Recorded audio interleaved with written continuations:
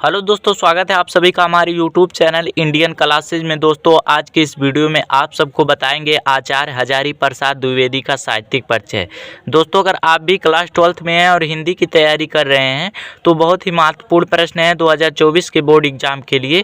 तो आचार्य हजारी प्रसाद द्विवेदी का साहित्यिक परिचय जरूर याद कर लीजिएगा, ठीक ना। और इस साहित्यिक परिचय को दोस्तों एकदम आसान तरीके से लिखे हैं, आप सब इसको एकदम एक बार देखकर समझ जाएंगे, ठीक ना। तो सबसे पहले जीवन परिचय हेडिंग डालेंगे। साहित्यिक परिचय लिखने से पहले जीवन परिचय ही लिखा जाता है, ठीक ना।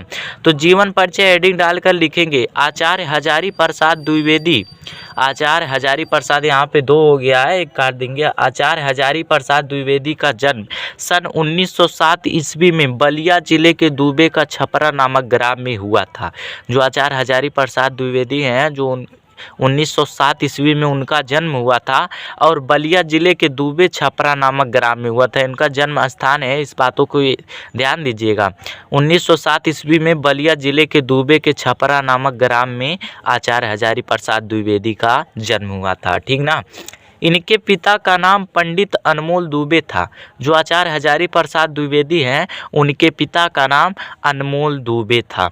इनके माता का नाम श्रीमती ज्योतिकली देवी धर्मपरायण महिला थी, अर्थात जो भी उनका धर्म था वो धर्म का पालन करती थी, ठीक ना। तो इसलिए उनकी माता श्रीमती ज्योतिकली देवी धर्मपरायण महिला थी।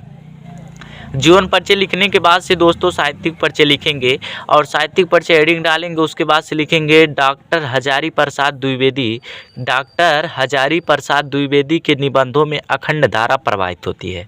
जो इनकी निबंध होती है उसमें अखंड धारा प्रवाहित होती है, ठीक ना। विशेष ध्यान दिया जाता है। इन्होंने लखनऊ विश्वविद्यालय में डीलिट की मानद उपाधि से सम्मानित हुए हैं। जो आचार्य हजारी प्रसाद द्विवेदी हैं उनको लखनऊ विश्वविद्यालय में डीलिट की उपाधि से सम्मानित किया गया है, ठीक ना। सन 1957 ईस्वी में भारत सरकार द्वारा उन्हें पद्म भूषण की उपाधि से विभूषित किया गया। 1957 ईस्वी में भारत सरकार द्वारा उन्हें पद्म भूषण, जो कि उपहार में सबसे बड़ा उपहार होता है पद्म भूषण, तो पद्म भूषण की उपाधि से विभूषित किए, अर्थात उन्हें सम्मानित किए। डीलिट की भी उपाधि से उन्हें सम्मानित किया गया था लखनऊ विश्वविद्यालय में, और भारत सरकार द्वारा सबसे बड़े सम्मान पद्म भूषण से उन्हें सम्मानित किया गया। पंजाब विश्वविद्यालय में हिंदी विभाग के अध्यक्ष रहे, ठीक ना। पंजाब विश्वविद्यालय में हिंदी विभाग के अध्यक्ष रहे। अनेक गुरुतर दायित्वों को निभाते हुए 1979 ईस्वी को स्वर्गलोक को सिधार गए। जो उनका जो भी दायित्व बनता था कि मुझे क्या करना चाहिए क्या नहीं करना चाहिए, उन सब कामों को देखते हुए 1979 ईस्वी को स्वर्गलोक सिधार गए, अर्थात उनकी 1979 ईस्वी में मृत्यु हो गया, ठीक ना। जीवन परिचय और साहित्य परिचय लिखने के बाद से कृतियाँ पूछा जाता है कि उनकी कृतियाँ लिखते हुए उनके कृतियों का उल्लेख कीजिए। तो कृतियाँ लिखेंगे हेडिंग, उसके बाद से लिखेंगे इनकी प्रमुख कृतियाँ निम्न है कि जो आचार्य हजारी प्रसाद द्विवेदी हैं उनकी जो कृतियाँ हैं वो निम्न हैं। अशोक के फूल, विचार प्रवाह, सूर साहित्य, बाण भट्ट की आत्मकथा। बहुत ही महत्वपूर्ण ये बहुविकल्पी है।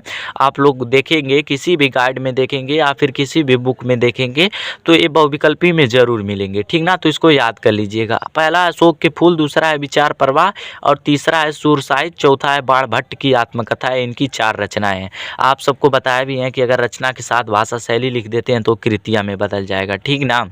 तो रचनाएं तो हो गया, उसके बाद से भाषा शैली लिखेंगे कि उनकी कौन सी भाषा थी, शैली उस किस प्रकार से थी। तो लिखेंगे द्विवेदी जी ने अपने साहित्य में सरल भाषा का प्रयोग किया है। जो आचार्य हजारी प्रसाद द्विवेदी जी हैं वो अपने साहित्य में जो भी उनके द्वारा लिखित है वो सरल भाषा का प्रयोग किया है और इनकी शैली व्यवहारिक लगती है कि लोगों को प्रिय लगती है, ठीक ना। तो दोस्तों आपको अच्छी तरीके से समझ में आ गया होगा। इसको आप सब कॉपी पर लिखकर याद कर लीजिएगा क्योंकि बहुत ही महत्वपूर्ण प्रश्न है 2024 के बोर्ड एग्जाम के लिए।